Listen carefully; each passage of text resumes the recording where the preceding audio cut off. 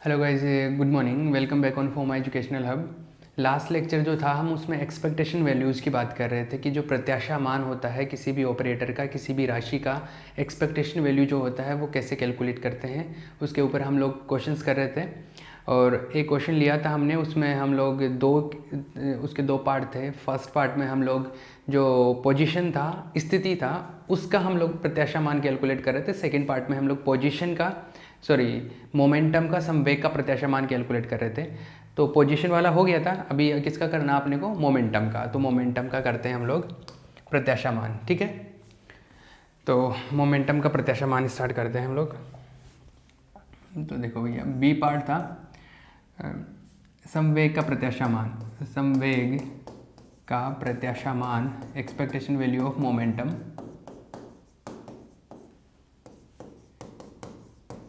Expectation value of momentum. ठीक है, और मोमेंटम का एक्सपेक्टेशन वैल्यू है जो ये कैलकुलेट कर रहे हैं हम लोग, एक्स डायरेक्शन का मोमेंटम। ठीक है, चलो आओ भैया। तो फर्स्ट ऑफ ऑल हमारे पास में जो वेव फंक्शन था, जो तरंग फलन था, वो क्या था अपने पास में? तरंग फलन का जो वैल्यू गिवन था वो था अपने पास में क्या? वो था साइन, क्या था क्वेश्चन, क्या था अपने पास में? हाँ, जो वेव फंक्शन का जो वैल्यू आया था वो अपने पास में √2/a sine pi x upon a. ये था वेव फंक्शन, जो गिवन वेव फंक्शन था वो ये था। ठीक है, ठीक है। तो हमारे को मोमेंटम का एक्सपेक्टेशन वैल्यू कैलकुलेट करना, तो मोमेंटम के एक्सपेक्टेशन वैल्यू के लिए अपने को साई स्टार का भी रिक्वायरमेंट होगा। और साई स्टार जहाँ पे आयोटा है वहाँ पर माइनस आयोटा कर देते हैं हम लोग। तो आयोटा कहीं पर है ही नहीं, तो हम लोग इसको ऐसा का ऐसा, जैसा है वैसा का वैसा पुट कर देंगे। ठीक है, ऐसा हो गया। अभी हमारे को मोमेंटम का एक्सपेक्टेशन वैल्यू कैलकुलेट करना, संवेग का प्रत्याशा मान कैलकुलेट करना। तो संवेग का जो प्रत्याशा मान होगा वो होगा पी एक्स का एक्सपेक्टेशन वैल्यू इस तरीके से, माइनस इन्फिनिटी टू इन्फिनिटी होता है वैसे तो, लेकिन यहाँ पर अपने को लिमिट कितना गिवन था? 0 to a। ठीक है, तो अपने को लिमिट गिवन था 0 to a, 0 to a, right. फिर हमारे पास में जो फॉर्मूला होता था उसमें हम लोग यहाँ पे लिखते थे साई स्टार, यहाँ पर पी एक्स के साई डी टाउ, पर एक्स में कर रहे हैं तो हम लोग केवल एक्स लिख देते हैं। डी टाउ टाउ मतलब आयतन होता है, वॉल्यूम को रिप्रेजेंट करता है। बट यहाँ पर वन डायमेंशनल है, क्योंकि एक्स के लिए कैलकुलेट कर रहे हैं तो डी एक्स रहता है, वाई में करेंगे तो डी वाई हो जाएगा। Similarly in D Z. अभी देखो, इसके नीचे हम लोग ये जो लिखते थे, ये 0 to a psi star psi d tau, ये होता था। लेकिन हमने जो ये कैलकुलेट किया था ये अपना प्रसामान्यकृत मान ही था, ये ऑलरेडी नॉर्मलाइज्ड फंक्शन था। और नॉर्मलाइज्ड फंक्शन के लिए ये जो वैल्यू होता है ये कितना होता है? 1 होता है। तो मतलब ये तो वैल्यू 1 हो जाएगा, तो केवल इसका वैल्यू ये आएगा, राइट। तो ये ऐसा 0 to a psi star psi d tau is equals to 1, because function कैसा है? नॉर्मलाइज्ड है। जैसे इसको x लिख लेता हूँ, वन डायमेंशनल है ना, तो x लिख लेते हैं इसको, बिकॉज फंक्शन इज नॉर्मलाइज्ड। प्रसामान्यकृत फलन है, प्रसामान्यकृत फलन है। Function is normalised, function is normalised. ठीक है, ये हो गया। तो ऊपर वाला पार्ट बचेगा, तो ये क्या बचा अपने पास में? जो बचा वो आया 0 to a psi star P x Sai D x. ठीक है, और पी एक्स जो होता है वो क्या होता है? Minus iota h cut del by del x या डी बाई डी एक्स, ये होता है। इसका वैल्यू वहाँ पे पुट कर दो पी एक्स की जगह। सॉरी, ये पी एक्स एक्सपेक्टेशन वैल्यू नहीं है इसका, पी एक्स क्या है? के मोमेंटम ऑपरेटर है, राइट। अरे मोमेंटम ऑपरेटर ही है ना ये, राइट। तो ये जो आएगा पी एक्स का average value, that is equals to 0 to a। Function जो वैल्यू गिवन है, फंक्शन का वैल्यू है √2/a sine pi x upon a. P x का वैल्यू ये है, तो ये है minus iota h cut del by del x, और साई का जो वैल्यू है वो यहाँ आ जाएगा। साई का वैल्यू क्या है? √2/a sine √2/a sine pi x upon a और ये क्या आ जाएगा डी एक्स, राइट। अब देखो ये √2/a ये दोनों तो क्या कांस्टेंट है, बाहर आ लगे, तो ये दोनों बाहर आ जाएंगे, आयोटा एच कट भी बाहर आ जाएगा, तो माइनस आयोटा एच कट बाहर आ गया, √2/a क्या आ गया 2/a बाहर आ गया, अंदर क्या है 0 to a, ये बचा साइन स्क्वायर, नहीं साइन स्क्वायर नहीं है, साइन पाई एक्स अपॉन ए। यहाँ पे देखो जब ये आएगा तो ये ऑपरेटर एक तरीके से डिफरेंशियल ऑपरेटर है, मोमेंटम का ऑपरेटर था ना, इसका मतलब dl/δx, तो dl/δx वाले इसके ऊपर ऑपरेट होगा, इसके ऊपर संक्रिया करेगा और इसके ऊपर संक्रिया करेगा, इसका अवकलन कर देगा, डिफरेंशिएशन कर देगा। इसका जब डिफरेंशिएशन करेगा साइन पाई एक्स अपॉन ए का, साइन पाई एक्स अपॉन ए का डिफरेंशिएशन क्या होता है, कॉस में आएगा, राइट। और तो इसका आएगा कॉस पाई एक्स अपॉन ए, इसका डिफरेंशिएशन ये आएगा, और ये जो अंदर वाला है इसका डिफरेंशिएशन क्या आएगा, ये तो साइन का डिफरेंशिएशन हो गया, पाई एक्स अपॉन ए का डिफरेंशिएशन क्या होगा, पाई अपॉन ए आ जाएगा, पाई अपॉन ए, राइट। ये कूल है, ये सारी चीज़ समझ में आ गई। यहाँ पे आ गया dx,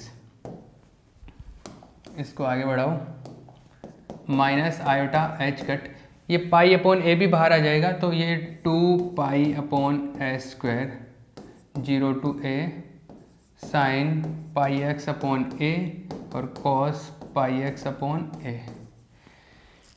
ये कोई फॉर्मूला होता है ऐसा, अगर आपको याद हो तो, ऐसे sine theta cos theta 2 sine theta cos theta equals to sine 2 theta, ऐसा आता है। तो यहाँ पर देखो ये इसको 2 को मैं अंदर ही ले लेता हूँ, ये 2 यहाँ पे लिख दूँ मैं, तो ये फॉर्मेट बन रहा है, बस थीटा का वैल्यू क्या है, पाई एक्स अपॉन ए है थीटा का वैल्यू, तो ये आ जाएगा साइन 2 थीटा। तो देखो इसका वैल्यू पुट करो भैया, माइनस आयोटा एच कट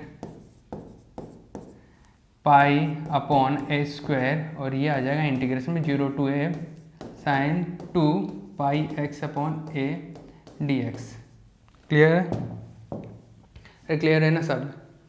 अब इसका देखो value, minus iota h cut pi upon a square, इसका जो इंटीग्रेशन होगा, साइन का इंटीग्रेशन माइनस में कॉस, तो यह आएगा minus cos 2 pi x upon a और अपॉन ये जो कोफिशिएंट एक्स का कोफिशिएंट है वो नीचे आ जाता है, ये आ गया, ठीक है।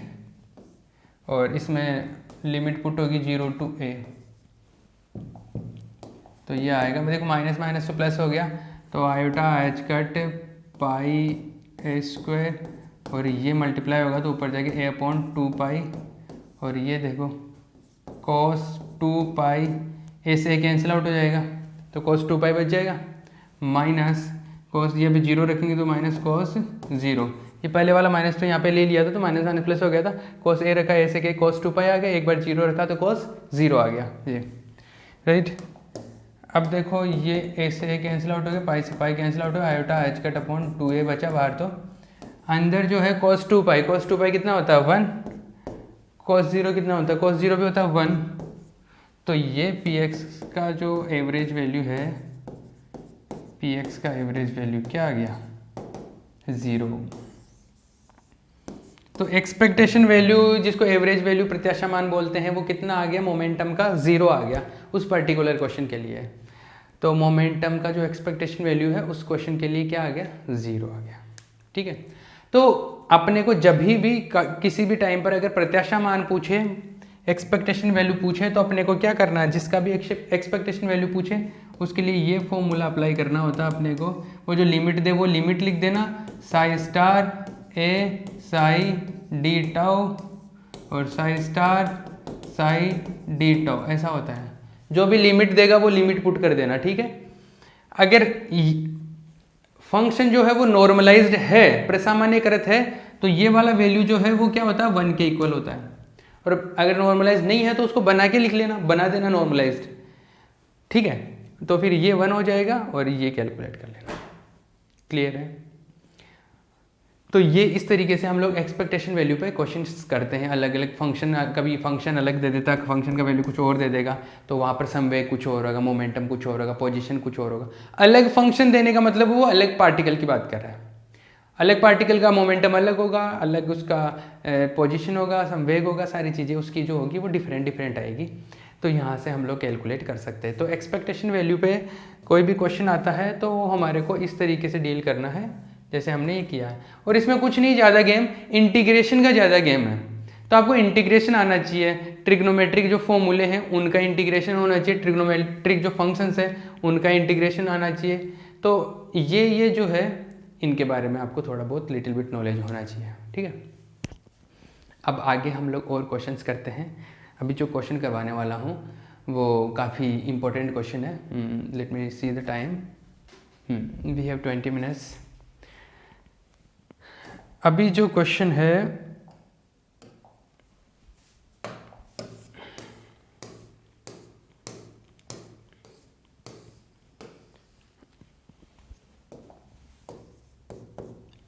लिखो, क्वेश्चन लिखो। ये काफ़ी इंपॉर्टेंट क्वेश्चन है एग्जाम पॉइंट ऑफ व्यू से, वेरी इंपॉर्टेंट। क्या क्वेश्चन है, लिखो। The eigen values of Hermitian operators, the eigen values of Hermitian operators are real. The eigen values of Hermitian operators are real, right. हर्मिटी संकारकों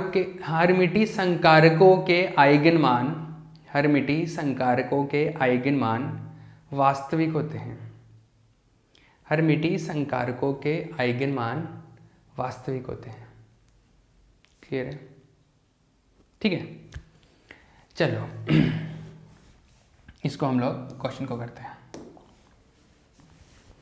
कैसे करें। आओ, late ए Hermitian operator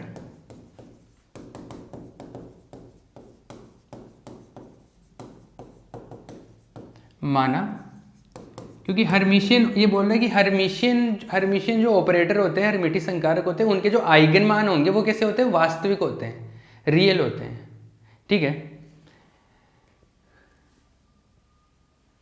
ठीक है, तो वो कैलकुलेट करना है। तो मैं सबसे पहले तो एक ऑपरेटर मान लेता हूँ, संकारक मान लेता हूँ, वो कैसा है, हर्मिशियन है, ऐसे मान रहा हूँ। माना एक हर्मिटी संकारक, माना एक हर्मिटी संकारक ए है, ठीक है। अब हर्मिटी संकारक है, हर्मिशियन ऑपरेटर है। तो देखो मान लो कि कोई वेव फंक्शन है, एक वेव फंक्शन है, इसके ऊपर इसको अप्लाई कर रहा हूँ, ठीक है। इसको इसके ऊपर अप्लाई किया तो मान लो कि ये क्या आया, ऐसा आ गया, ठीक है। आइगन वैल्यूज की बात कर रहे हैं, इसका मतलब फलन कैसा होगा, फंक्शन कैसा होगा, आइगन फंक्शन होगा। तो ए साई पे ऊपर ऑपरेट कराया तो मुझे ये ए मिल गया और ये साई मिल गया। अगर साई के ऊपर ऑपरेट कराने पे साई मिल जाता है किसी गुणक के साथ में, किसी मल्टीप्लायर के साथ में, तो साई कैसा होता है, आइगन फलन है। तो साई आइगन फंक्शन है। ए क्या है, आइगन वैल्यू है। ए क्या है, आइगन मान है, आइगन मान है ये, this is eigen value, correct है, दिस इज आइगन वैल्यू। ये बात समझ में आ गई मुझे। अब देखो ए का वैल्यू मिल गया। अब अगर मैं बात करूं किसकी, कि ए हर्मिशियन ऑपरेटर, ए हर्मिटी संकारक है, और हर्मिटी संकारक की परिभाषा से जो डेफिनेशन है तो वहां से वो एक इक्वेशन को सेटिस्फाई करता है। वो इक्वेशन ऐसे है, हर्मिटी संकारक है, हर्मिटी ऑपरेटर है, तो वो ऐसा होगा, मान लो कि ए साई स्टार साई डीटो। वैसे तो हमने जो मेन इक्वेशन थी उसमें फाई लिखा था, लेकिन मैंने आपको फिर बाद में ये भी बोला था कि साई साई भी लिख सकते हैं दोनों जगह पे, है ना, सेम भी हो सकते हैं ये फंक्शन। और ये माइनस इन्फिनिटी टू इन्फिनिटी, ये हो जाता है साई स्टार ए साई डीटो, ऐसा आ गया। अरे ये हर्मिटी ऑपरेटर जो होता है, हर्मिटी संकारक है, उसका इक्वेशन ही तो है ये हर्मिशियन ऑपरेटर का। अगर कोई हर्मिशियन है तो इस इक्वेशन को सेटिस्फाई करता है। वैसे तो मैंने फिर बोल रहा हूँ, मैं यहाँ पे साई एक जगह पे फाई लिखा था मैंने, लेकिन दोनों साई लिख लो, दोनों सेम आ जाए तो भी कोई प्रॉब्लम नहीं है, सेम लिख सकते हैं, कोई प्रॉब्लम नहीं, इनमें कोई कंडीशन नहीं होती है। अब देखो इसको लिख लो इक्वेशन नंबर 1, इसको इक्वेशन नंबर 2। अगर ए को ऑपरेटर को साई पे ऑपरेट कराते हैं तो ए साई मिलता है, तो देखो एस आई के ऊपर ऑपरेट कराएंगे तो एस आई मिलेगा स्मॉल ए, जो कि आइगन वैल्यू है। यहाँ पर भी ऑपरेट करा दो, करो, ठीक है। तो from 1 and 2, from 1 and 2 value put करो minus infinity to infinity. S I का देखो S I star psi d tau is equals to minus infinity to infinity psi star S I का क्या हो गया, S I d tau. Clear है, ये मिल गया। आगे देखो माइनस इन्फिनिटी टू इन्फिनिटी, इसको ओपन करें, इसको ओपन करें तो मैंने आपको पहले ही बताया था स्टार अगर ओपन होगा तो ये इस तरीके से बनेगा जाएगा। वैसे तो ये डेगर होता है, आपको याद हो तो क्या होता है, डेगर होता है ना। अरे अगर ये देखा जाए तो क्या होता है, ये डेगर होता है यहाँ पे। लेकिन अभी हमारे को वास्तविक और काल्पनिक की बातें करनी है तो हम लोग इसको क्या लिख सकते हैं, क्या लिख सकते हैं, इसको स्टार भी लिख सकते हैं। मैंने वहाँ पर ये चीज़ पहले जब हर्मिशियन के बारे में बताया था तब वहाँ पर डिस्कस की थी कि वैसे तो डेगर आता है लेकिन हम लोग स्टार भी लिख लेते हैं इसको। तो इसलिए तो यहाँ पर वैसे क्या होगा, ये ए स्टार साई स्टार होगा, a star psi d tau is equals to minus infinity to infinity psi star. ये तो कांस्टेंट है ना, आइगन वैल्यू आइगन मान है, कांस्टेंट है तो इसको तो बाहर ले लो। चलो आगे ले लेंगे बाहर इसको, कोई प्रॉब्लम नहीं है। डेगर होता तो ये ए स्टार यहाँ पे, ए डेगर यहाँ पे आता और ए डेगर को इधर ले लेते, लेकिन हम लोग काल्पनिक और वास्तविक भागों की बात कर रहे हैं तो स्टार लेते हैं। स्टार मतलब कॉन्जुगेट, संयुग में। अब देखो यहाँ पर ये ए स्टार क्या है, एक नंबर है, एक कोई फंक्शन नहीं है, कांस्टेंट वैल्यू है, तो इसको बाहर ले लेते हैं। Psi star psi d tau a star is equals to minus infinity to infinity, ये इसका ए बाहर ले लो, psi star psi d tau. Clear है, मैं काम करता हूँ उसको इस तरफ ले आता हूँ, तो a star minus infinity to infinity psi star psi d tau minus a minus infinity to infinity psi star psi d tau. Clear है, इधर इक्वल्स टू क्या आ गया, 0। अब इसमें देख ये वाला टर्म क्या कॉमन है, तो ये कॉमन है, psi star psi d tau is equals to 1, और इधर बच गया, इसमें ए स्टार बच गया और इसमें क्या बच गया, ए बच गया। क्लियर। अब देखो ये वाला वैल्यू क्या होता है, अगर फंक्शन नॉर्मलाइज्ड है, अगर परसामान्य का रहता है तो इसका वैल्यू 1 होता है, अदरवाइज कुछ ना कुछ वैल्यू मिलेगा। मतलब ये 0 हो रहा है पूरा, इसका मतलब है कि इसकी वजह से तो 0 हो नहीं रहा, क्योंकि ये तो कुछ ना कुछ प्रोबेबिलिटी है। अगर मैं ऐसे मान लूं, यदि साई प्रसामान्यकृत है, psi is normalised, if psi is normalised, अगर साई फंक्शन जो है नॉर्मलाइज्ड है तो क्या होगा, नॉर्मलाइज्ड होगा तो माइनस इन्फिनिटी टू जो infinity psi star psi d tau क्या होता है, 1 होता है ना। अगर ये 1 हो गया तो ये ऐसा आ जाएगा, a star a 1 equals to 0। It means a star minus a is equals to 0, और it means a star is equals to a. इसका मतलब क्या हुआ, इसका मतलब ये हुआ कि कोई भी एक राशि है, कोई भी एक क्वांटिटी है, उसका कॉम्प्लेक्स कॉन्जुगेट लिया मैंने, उसका संयुग्मी लिया, तो संयुग्मी लिया तो वो उसके वैल्यू के बराबर आ गया। ये ऐसा हो गया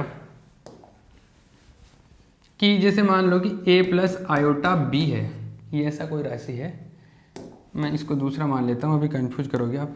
मान लो कोई क्वांटिटी है जिसका वैल्यू है p प्लस आयोटा q, इसका मैं अगर स्टार लेता हूँ, इसका स्टार, ये कोई राशि है, कॉम्प्लेक्स क्वांटिटी है, ये सम्मिश्र संख्या है, इसका अगर मैं स्टार लेता हूँ, स्टार मतलब संयुग्मी, संयुग्मी ऐसा आता है p माइनस आयोटा q, ऐसा आता है। अब हम बोल रहे हैं कि इसका स्टार लेने पे खुद के बराबर ही आ गया, तो ये कब हो सकता है ऐसा कि किसी का स्टार लेने पे खुद के बराबर ही आ जाए, ये तभी हो सकता है जब केवल उसमें रियल वैल्यू हो, क्योंकि इमेजिनरी होगा तो वो माइनस होके मिल जाएगा। तो कोई भी क्वांटिटी का कॉन्जुगेट लेने पर खुद वो तभी आ सकता है जब खुद कैसा हो, वास्तविक मान हो। मतलब वास्तविक संख्याओं का संयुग्मी ही संख्या के बराबर होता है। अगर सम्मिश्र संख्या है तो उसका संयुग्मी लोगे तो कुछ ना कुछ अलग आएगा। जैसे ये सम्मिश्र संख्या है तो इसका संयुग्मी लिया तो ये माइनस के साथ में आया, अलग आया ना। मतलब सी और सी स्टार इक्वल नहीं हो सकते। सी और सी स्टार इक्वल कब हो सकते हैं, जब केवल इसमें रियल वैल्यू हो, केवल वास्तविक भाग हो। तो वास्तविक भाग होगा तो ये केवल ये इसके बराबर आ जाएगा। रियल भाग भी, इमेजिनरी भाग भी होगा, काल्पनिक भाग भी होगा, तो कोई भी सम्मिश्र संख्या उसके बराबर नहीं आ सकती खुद के। तो ये तभी हो सकता है, ये कंडीशन कि उसका खुद का संयुग्मी लेने पर खुद के बराबर कब आ सकता है। अरे खुद का अगर कॉन्जुगेट लेने पर खुद के इक्वल कब आ सकता है, जब वो वास्तविक मान हो। इसलिए इसका मतलब ये है कि ए कैसा है, वास्तविक मान है। ए जो है रियल वैल्यू है, ए रियल नंबर है। तो यही तो हम बोल रहे थे कि ए क्या, आइगन मान, कि आइगन मान जो है वो वास्तविक आते हैं। किसके लिए, हर्मिशियन ऑपरेटर्स के लिए, हर्मिटी संकारकों के लिए eigen values real eigen values होते हैं। क्लियर है। तो यहाँ पर हम लोग लिखेंगे किसी भी, या मैं ऐसा लिख लेता हूँ, यह तभी संभव है, यह तभी संभव है जब ए एक वास्तविक संख्या हो, वास्तविक संख्या हो।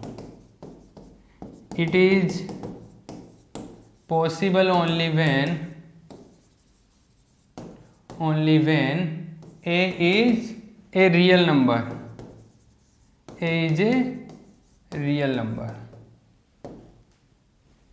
क्लियर है ना, ये बात चमकी, करेक्ट।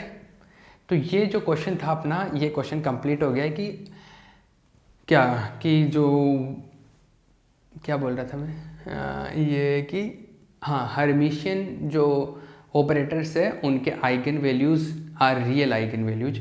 हर्मिटी संकारकों के आइगन मान क्या होते हैं, वास्तविक आइगन मान होते हैं। यहाँ से प्रूव हो गया, ये चीज़ क्लियर हो गई। ये question exam point of view से काफ़ी इंपॉर्टेंट है और कोई डिफिकल्ट क्वेश्चन नहीं है, सिंपल सा है। 2 इक्वेशन काम में लिए थे और उनमें वैल्यू पुट किए तो हमारे को आंसर मिलते गए।